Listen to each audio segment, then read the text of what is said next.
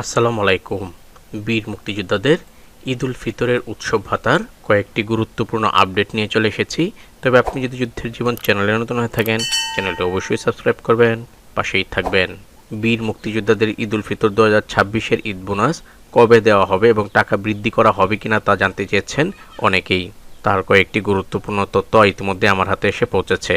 সর্বপ্রথম বলে রাখি, বীর মুক্তিযোদ্ধাদের ঈদ বোনাস ঈদ উল ফিতরের উৎসব ভাতা 2026-এর কোনো বৃদ্ধি করা হয়নি, অর্থাৎ পূর্বেরটি বহাল রয়েছে।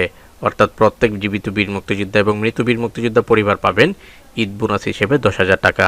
আরেকটি গুরুত্বপূর্ণ তথ্য হলো, ইতিমধ্যেই বীর মুক্তিযোদ্ধাদের ঈদ উল ফিতরের উৎসব ভাতার 2026-এর সকল কার্যক্রম প্রায় শেষ।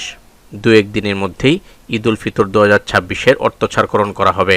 এক বিশ্বস্ত সূত্র নিশ্চিত করেছেন যে বীর মুক্তিযোদ্ধাদের ঈদ উল ফিতরের উৎসব ভাতা 2026-এর সকল কার্যক্রম মুক্তিযুদ্ধ বিষয়ক মন্ত্রণালয়ের সিনিয়র সহকারী সচিব বরাবর প্রেরণ করা হয়েছে। সিনিয়র সহকারী সচিব অনুমোদন সাপেক্ষে দু একদিনের মধ্যেই বীর মুক্তিযোদ্ধাদের উৎসব ভাতার অর্থ ছাড়করণ করা হবে। বিশ্বস্ত সূত্র এও নিশ্চিত করেছেন যে চলতি সপ্তাহের মধ্যেই বীর মুক্তিযোদ্ধাদের ঈদ উল ফিতরের উৎসব ভাতার সকল কার্যক্রম শেষ হবে। আশা করছি উক্ত সময়ের মধ্যেই আপনাদের সুখবরটি জানাতে পারবো। তো ততক্ষণ পর্যন্ত সবাই ভালো থাকবেন, সুস্থ থাকবেন। আল্লাহ হাফেজ।